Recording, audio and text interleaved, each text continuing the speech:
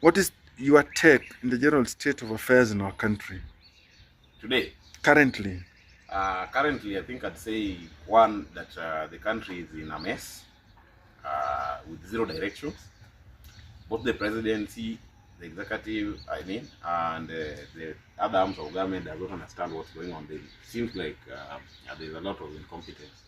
Secondly, I think that we are in a situation where we've been asking questions both as Gen Z and the generation, but I think we're asking the wrong question. The first question we need to ask ourselves is if we really took the correct or the right MPs to the National Assembly. Look, we can't be putting all the blame on the presidency or on the president himself.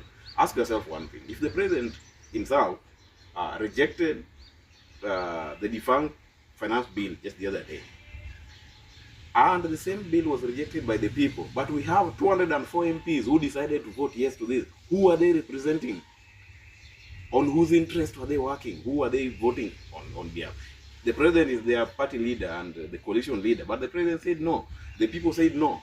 So I think we also have a wrong bunch of people we have in the National Assembly claiming to represent us. So that is why we need to start draining this one by recalling these MPs. And I think that is the next thing Gen Z must push for. Recalling them? Yeah, recalling the MPs. That is what they need to start pushing. And that is why I think the president needs to reconstitute the IBC as soon as possible so that we start the process of recalling these MPs. The 204 MPs plus all the other so-called rebels who rebelled. We don't want to know if they rebelled against their political parties, but we know that the MPs who rebelled against the citizens who took them to parliament need to be recalled. There's something here that we don't understand always. My question is ever remain: whom did these people consult before they conclude in this issue of the finance bill? Did they come to the people or they have their own meetings?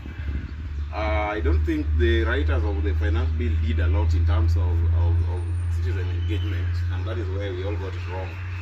If proper sensitization and social engagement had happened, we would not have got through all this. They would have known from the beginning that this thing is not needed. So they jumped that process, or even if they did it, it was not correct.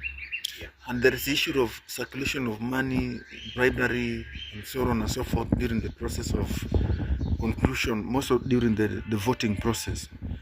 What's your take on that?